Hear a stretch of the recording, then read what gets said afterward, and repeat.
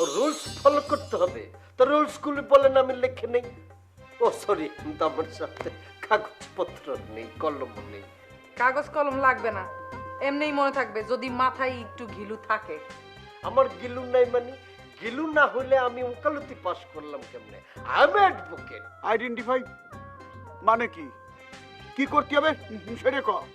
Identify মানে হইতেছে যেই লোক মোজা ভাইয়ের পিছন থেকে কলকাঠি নাড়াইতেছে তারে খুঁজা বাই করতে হবে। ওর সে তো আমার চিরা মানুষ, ওই আমার শত্রু তালুকদার। মুখলেস, তুমি খালি বেশি কথা কও। আমি তোমার কখন চোর কইছি? হ্যাঁ, মুখে কর নাই, ভদ্রলোক ইশারায় বোঝে। আপনি ইঙ্গিত করছেন আমার দিকে।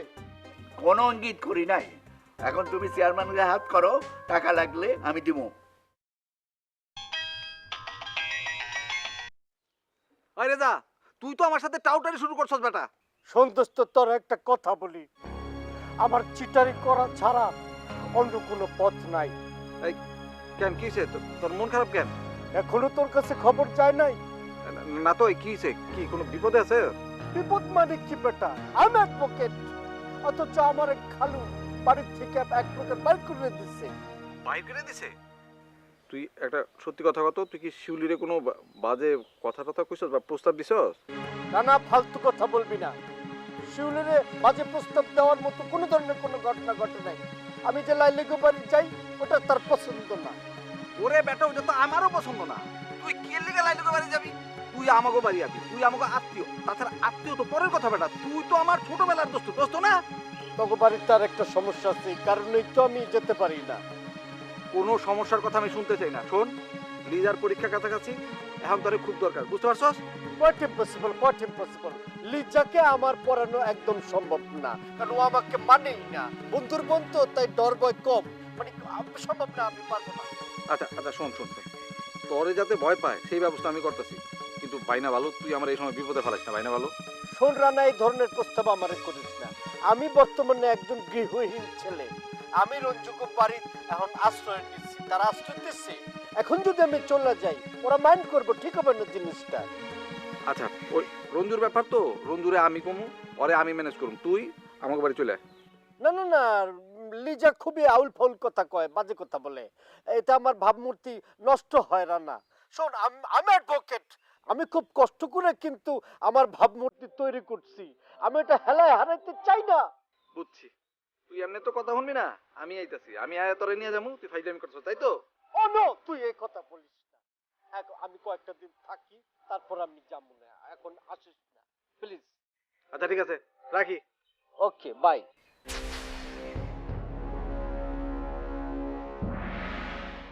এই রানা, রানা, আরে দুলা ভাই, খবর কি আপনার? বেলকিস আপা কি মায়ের মুড় শুরু করে দিছে নাকি? আরো মায়ের মুর দিব। অহন পায়ে ধরে কাইন্দা কুল পাইতেছে না, খালি কয় তোমার পায়ে পড়ি, আর কোনোদিন বাড়ি ঘর ছেড়ে যাও না, আমারে ছেড়ে যাও না। হায় কোন? সন্দেহ করছিলাম, কিন্তু পরিষ্কার বুঝবার পারি নাই। তুমি তো তখন খালি দূরে দূরে থাকছো। কেন আগানি জানেন? আমার আকর্ষণ তৈরি করার জন্য। লিজা, এইগুলি তোমার মনের কথা না ফাজলামি করতেছ? ভালো কথা। রানাকো? ভাই বাড়িতে নাই, আমি এখন একা। বুঝছি, এর লেগে তুমি ফ্রি স্টাইলে কথা কইতেছো। কি করব? আমার তাড়াতাড়ি বিয়ে করা দরকার, তাই একটা স্মার্ট ছেলে দরকার। গ্রামে তো অনেক স্মার্ট ছেলে আছে, তুমি যদি কও একটা ধরে আনি। আমার তো আপনার যে স্মার্ট কারণে মনে হয়। এটা কি কইতেছো? আমি তো বিবাহিত, আমি কেমনে তোমার বিয়ে করব? আপনি কি যে কর না, আমার কিন্তু বিবাহিত ছেলেই ভাল লাগে, ওরা ভালোবাসতে জানে। তুমি তো আমার দুর্বল করে দিতেছো। কি বলো মুকলেশ, আমি তোমাকে দুর্বল করতে পারতেছি? মনে হয় একটু কঠিন ধরনের চেষ্টা করতেছি, পারতেছি না। কঠিন হওয়ার দরকার নেই। আপনার বউ বিলকিস আপা, ও তো শুধু শুধু আপনার কষ্ট দেয়। আপনি কেন কষ্ট নেবেন? আপনি আমার কাছে চলে আসবেন। তোমার কথা ঠিক, আমার এত ডিমান্ড থাকতে আমি বিলকিসের লেগে এত স্যাক্রিফাইস করুন কে? এই তো লাইনে আইছেন। আমার একটু সময় দাও, আমি একটু চিন্তা করে দেখি। ঠিক আছে, আপনার আমি সময় দিলাম, আপনি ভালো করে চিন্তা করেন, চিন্তা করে আমরা জানান। আচ্ছা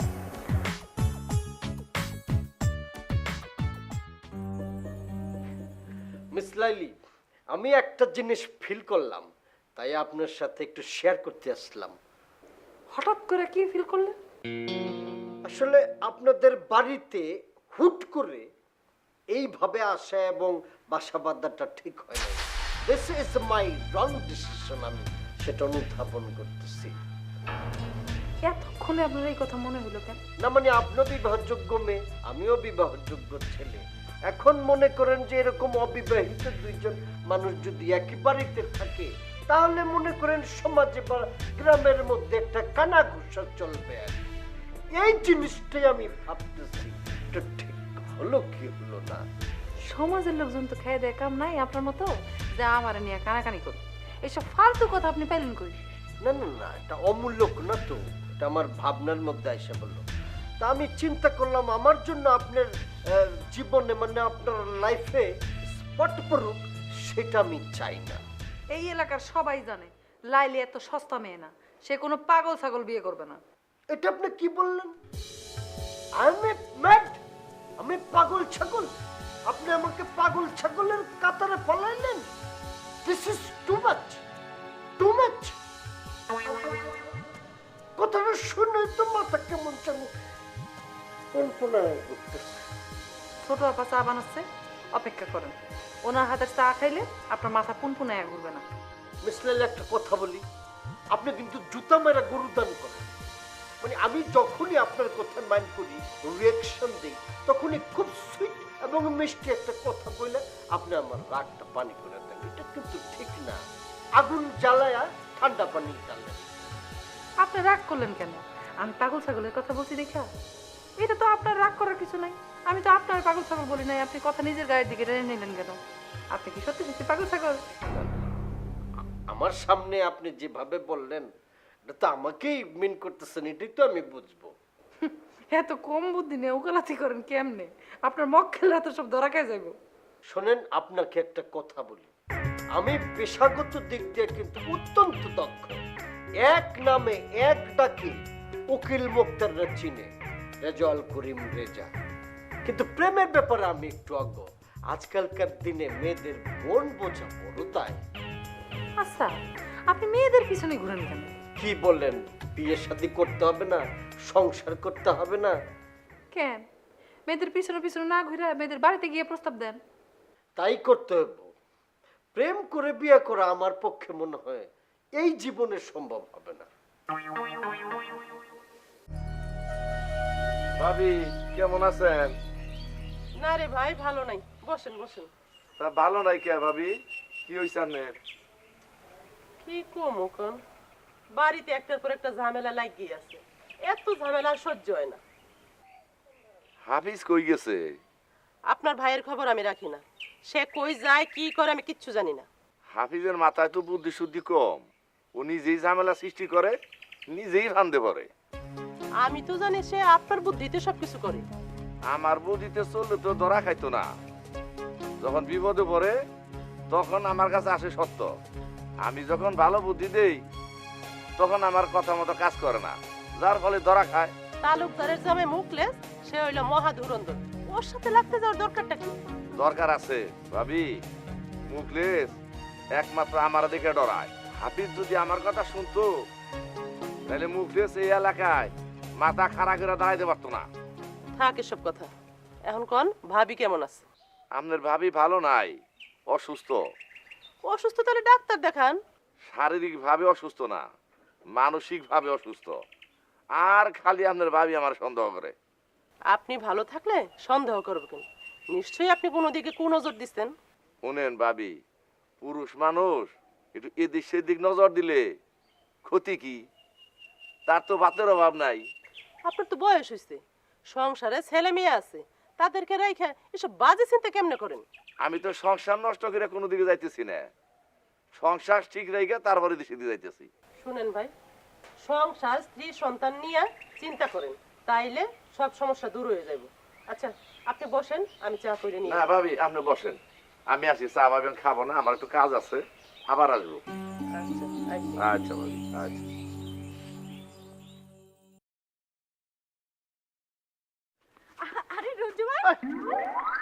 কি কি হইছে? কই যাও? আমি কই যাই সেটা তোমার কই দেব? কেন? কই দেব না কেন? যাহা বলিব সত্য বলিব, সত্য বলে মিথ্যা বলিব না। তোমারও যদি কই তাহলে তুমি সেটা তো সারা গ্রামে রাষ্ট্র করে দিবা, তোমার পেটে তার কোনো কথা থাকে না। শোনো, আমি জানি তুমি কই যাইতেছো। আচ্ছা তুমি যেহেতু জানো বলো কই জিতেছি কও। কেন? শিওলির সাথে দেখা করতে যাও? যাই। শিউলির সাথে দেখা করতে গেলে তোমার কোনো অসুবিধা আছে? না, কোনো অসুবিধা নেই। তবে হ্যাঁ, একটা কথা, পাড়ার একটা পোলা যখন না একটা মাইয়ের হাতে থাপ্পড় খায় তখন আমার ভীষণ খারাপ লাগে, কষ্ট লাগে। এই দাঁড়াও দাঁড়াও দাঁড়াও, পাড়ার কোন ছেলে কোন মেয়ের কাছে থাপ্পড় খেয়েছে সেটা কত? কে? শিউলি তোমার থাপ্পড় দেয় নাই, দৌড়ানি দেয় নাই? হ্যাঁ, এরপরও তুমি নিলজ্জের মতো শিউলিকে বাড়ির দৌড়াদৌড়ি করো কে? এই এই সমস্ত পচা গল্প তোমার কে কইছে নাম বলতে পারি? কি? আমি তোমার পেছনে ঘুরি? হ্যাঁ, তুমি তো আমার পছন্দ করো। তুমি যে আমার পছন্দ করো সেটা তুমি না বললে কি আমি ঠিকই বুঝতেছি। শোনো, যে কোনো দিন আমি কিন্তু শিউলিরে বাদ দিয়ে তোমার বিয়ে করতে পারি। রানাও অবশ্যই আমার অনেকবার প্রস্তাব দিছে। জি না, আপনি ভুল করতেছেন। আমার সাথে তালুকদার বাড়ির এক বিবাহিত পোলার প্রেম চলতেছে, অতএব আপনার এই বিবাহ করার কোনোই সম্ভাবনা নাই। কি বিবাহিত ছেলে? আচ্ছা কোন বিবাহিত ছেলের সাথে তুমি প্রেম করতেছো তার নামটা কত? আরে এত তাড়াহুড়োর কি আছে? প্রেমটা আরো গাঢ় হইতে দেন, তারপরে করুন। কি তোমার কইতে হবে না, আমি বুঝে ফেলাইছি। খারাপ, আমি বিষয়টা দেখতেছি। দিলাম তো প্যাচটা লাগায়া, এখন যাও। এই যে মুখলেস, তুমি কি কইছিলে আর কি হলো? কি কইছে আর কি হইছে? তুমি কইছিলে আমার কোনো তুই ঝামেলা থাকবে না, এখন তো একটার পর একটা ঝামেলা আমার গাড় পর চাপ দিছে। হাফিজ চাচা, আপনি কিন্তু ছাগলের মতো কথা কইতেছেন। আপনি 1 মাস সময় নিছেন, এর ভিতরে কাগজপত্র ঠিক করবেন। কই আপনার কাগজপত্র কই? তুমি কথায় কথায় ছাগল পাগল এগুলো কি কও? হ্যাঁ, কাগজপত্র তো আমার প্রায় সব রেডি। প্রায় কইলে হইব না, কাগজপত্র আমি পারফেক্ট চাই। এই মুখলেস আইনের প্রতি শ্রদ্ধাশীল। মজা প্রত্যেকদিন গরম গরম বক্তৃতা দিতেছে, আমি নরম নরম কথা কয়ে তারা ঠান্ডা করতেছি। আর কতদিন ঠান্ডা করুম? গুন্ডা বাহিনী আর লাগে ঢুকে গেছে, এত সব ঠান্ডা করার ক্ষমতা আমার নাই। আরে আমি ওর পিছনে গুন্ডা লাগাবো, দেখিও কত বড় মোস্তান হইছে। তোমাকে কারো সাহায্য আমার লাগবে না। তাহলে তো ভালোই হলো, আমি মুক্ত। আমি আপনাকে আগেও নাই পাশেও নাই। সে থাকো না থাকো সেটা পরের কথা। তাই মুখলেস, তোমার শ্বশুর তালুকদার আমার পায়ে পাড়া দিয়ে গেলাম, আবার জগা বাজাচ্ছে। তালুকদার? তালুকদার আবার কি করলো? আমার আত্মীয় ওই রেজা, আমার বোর ভাগ্নে, তারে তার বাড়িতে আশ্রয় দিছে। কি করব? একটা বালা পোলা তারা আপনি বাড়ি থেকে দিয়েছেন বাইর করে। হ্যাঁ কই যাইব? বন্ধু রন্ধুর কাছে যে আশ্রয় চাইছে, হে আশ্রয় দিছে। অপরাধ কি? মুখলেস, ছেলের মতো তো কথাটা কয়ে ফেললে। যতটুক সোজা মনে করছো ততটুক সোজা না। এখানে আমি ষড়যন্ত্রের গন্ধ পাচ্ছি। আমি তোমার শ্বশুর তালুকদারের ভিটে ছাড়া করব, সে আমার ঘাড়ে পাড়া দিতে। এত ডর দেখেন না, তালুকদারের মেয়ের জামাই আপনার সামনে খাড়া। তালুকদারের বিষয় তুমি ঘাড়ে নিচ্ছ কেন মুখলেস? তোমাকে তো আমি আমার আপন লোক বলে মনে করি। নিজের লোক ভাবলে তালুকদারের লগে লাগতে যায় না, আগে কয়ে রাখলাম। ঠিক আছে, বিষয়টা জানিয়ে গেলাম, তাই এর প্রতিশোধ আমি নেবই, জানিয়ে রাখো।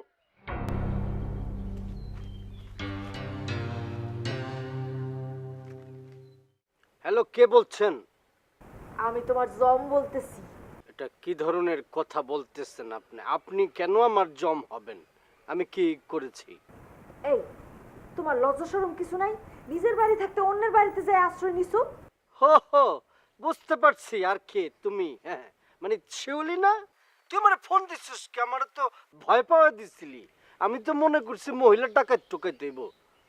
তোমার কর্মকাণ্ডে বাইরে মুখ দেখাতে পারতেছি না, তাই ফোন দিছি। আমার কর্মকাণ্ড তো ওয়েল অ্যান্ড গুড, আমি আইনে চলি। তো তোর কি হয়েছে কি?